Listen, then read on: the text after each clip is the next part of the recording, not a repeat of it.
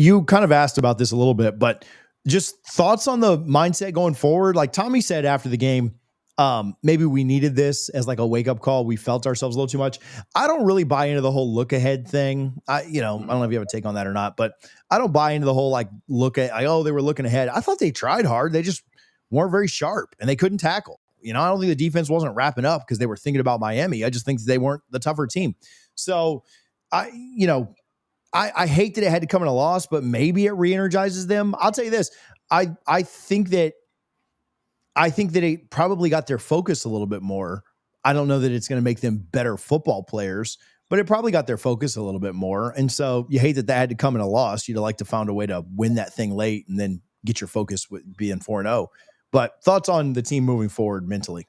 Yeah, I think film review will not be fun for several players because, again, Virginia didn't just go out and beat you. You kind of beat yourselves. And I know that sounds cliche to say, and I'm making excuses. I'm not. You need to be more disciplined as a football team. Florida State had a lot of penalties early on that, again, it wasn't just the refs picking on Florida State. I saw, I have a group chat with a lot of very irrational Florida State fans that I went to college with saying, the refs want the upset. I'm like, no, that's a valid call. It sucks. Could it have been a non-call? Sure, it could have been. But I think maybe when they play Miami, and it's going to be difficult because it's an emotional game. It's a huge rivalry. I think it's Florida State's biggest rival when you look at the fact that they've cost us more national titles than any other team in the country has ever costed us. But I think Earl Little, if he gets into a situation where things get heated, he might remember this game and take a step back and say, okay, let me just go to the sideline, right? As long as this team takes this as a learning opportunity to move forward, I think it could potentially be a good thing. Obviously, you want to win. No loss is a good thing, but the learning moments that they had, I think, could help them the rest of this season. Because if you get past Miami, I mean, there's no reason you can't win out. Miami's a tall task. They'll probably be favored, if I had to guess, anywhere from 7.5 to 9.5 points. But Bama was favored by what, 13.5? The spread doesn't matter, but it gives you an idea. But I do think if they use these moments to learn and correct their mistakes, it could end up being a good thing in the long run. Yeah, I think you have to.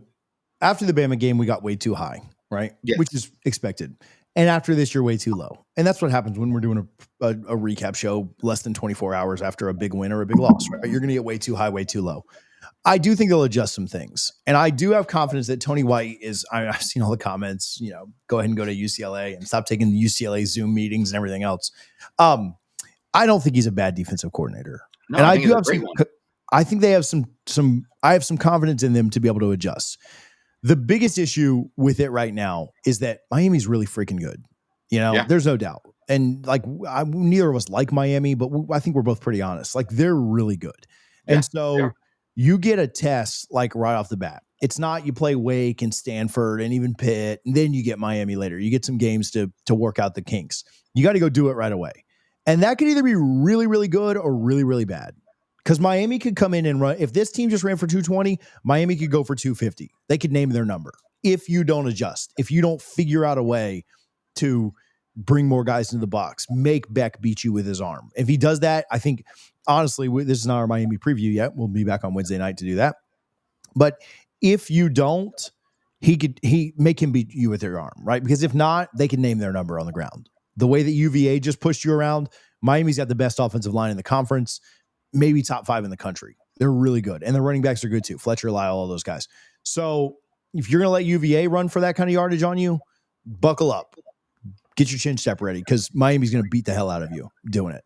And so the test comes quickly. If you can, and Miami, I think Miami will be about a touchdown favorite, right? They were only a touchdown favorite against Florida. So that kind of makes me think that they'll probably set the line somewhere similar to that. Especially since it's on the road in Doak. It would surprise me if it was all the way up to 10, but we'll see. If you can go out and play well against Miami, win or loss, right? You should have confidence the rest of the way. But if you lose to Miami by 17, like Florida did, or 20, or whatever their total was, I think I lost by 19. If you lose to them in embarrassing fashion at home, I'll get right back to the video, but let me remind you about our friends over at Locks Air Conditioning. They are veteran owned and Tallahassee rooted. They bring precision service and installs from Tallahassee to Panama City. You can enjoy budget friendly pricing, customized solutions, and their incredible 10-year parts and optional labor warranty for zero cost repairs for a decade. Hit up Locks Air Conditioning. They're Seminole fans just like you and I are, and get your free quote today. And what's that do for the rest of the year? What's that do for your confidence, right? You were very close to this one, and you didn't play very well, and you were still very close against Virginia, like inches away when you think about that Deuce Robinson catch.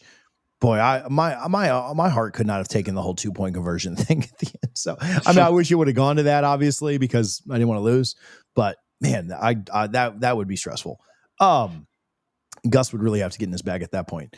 But I do think that the team has typically, and last year being very much an anomaly to the rest of the tenure, the team has typically responded well to adversity. That doesn't mean I think they're going to come out and beat Miami. I'm 90% sure I'll pick Miami when we do this on Wednesday night. But they have responded well. They responded well to being down 14-0. They responded well to being down 7 in the fourth quarter twice last night. I think they respond pretty well. The problem is it's not just all about effort.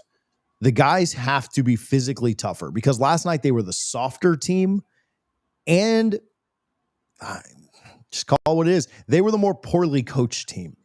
Like, there's no doubt that Virginia took advantage of our weaknesses, and we didn't do that defensively.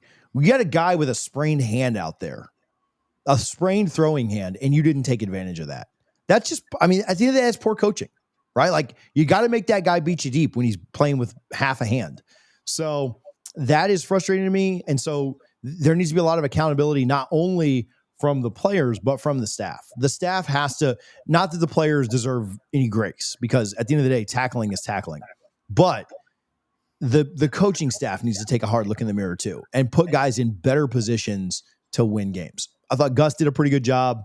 I don't think we did a very good job defensively. Again, how much impact is what Knighton's doing have on the defensive line? I mean, he is the defensive line's coach. So when it's your worst unit on the field, it's hard to not say, like, Doug, that needs to be a little bit better. So I don't know, big opportunity for them. There's still a ton of winnable games. Like, if you had to ask me right now, I'd probably say they're most likely going 8-4, right? I don't have confidence that they're just going to mow everybody over. Could they get to 9-3? They get to 10-2? Absolutely. But there's a lot of tough stuff down. You know, there's a lot of physical teams on this schedule. Florida is going to be a physical team, whether they're good or not. Clemson will be a physical team, whether they're good or not. NC State will be a physical team on the road. Pitt will be a physical team under Narduzzi.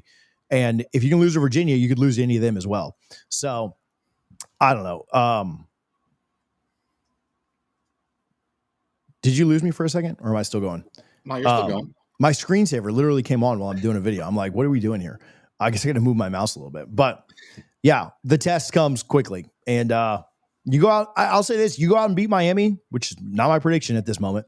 You go out and beat Miami. It doesn't undo this, but you would jump ahead of them in the conference standings because they would have a loss and you'd have the tiebreaker. So the opportunity is there to, again, I'm not saying undo this, but kind of make up for it, right? You beat Miami, and then you look at the rest of the schedule the same way you look at this in a negative light right now. You look at the rest of the schedule if you beat Miami and you say, yeah, ain't a team on here as good as them. Not even close to a team as good as they are. So if you go beat them, why can't you win everything else? You go 11-1, you're going to Charlotte, I would believe. So anyway. It's pretty rare you get a undefeated national champion, right? And it's not going to be uncommon to see a 2-loss team end up in the college football playoff.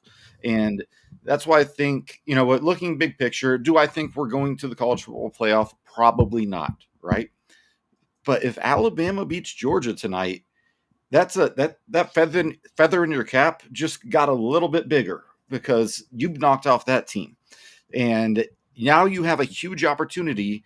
You're going to be playing the number 2 team in the country in Miami. And if you're at home, you have the home field advantage. Doak is going to be absolutely electric on Saturday night. And again, we'll preview the game in detail Wednesday, but a huge opportunity. And Norvell, he has some opportunities, right? We all agree with that, whether it be recruiting or some other things, but he is a good motivator. And it's clear that the players that play for him truly love him. Look at a guy like Jermaine Johnson. I think he's the prime example. I remember Jeff Cameron telling the story when he was at Mike Norvell's house when he had the whole team over there. He was talking to Jermaine before he had even played a snap. He's like, why'd you come here? And Jermaine Johnson pointed to Mike Norvell and said, that guy right there. That's why I came here. I think the team, I think their mental will not be the issue. I think even though they did lose last night, I think going down 14-0 on the road in front of not really a full house, which is surprising, but a pretty loud crowd, and responding to score 21 unanswered, even though they lost the game, they're not going to panic if Miami goes up, 14-3 or something. So I don't know. I think the team is still in a good mental mindset. That they're probably not today, because they probably realize it and feel like they let one get away from them that they should have won, and they absolutely should have won that game. But I think, to your point, if they get blown out by Miami, we could be looking at 6-6. Yeah. But if they beat Miami, or if it's just a close game like we saw last night, I agree. 8-4, 9-3 is probably still realistic. Yeah. I mean, you look at the schedule, and I have a hard time seeing them losing to Wake, Stanford, or Virginia Tech at this Stanford's point. horrible.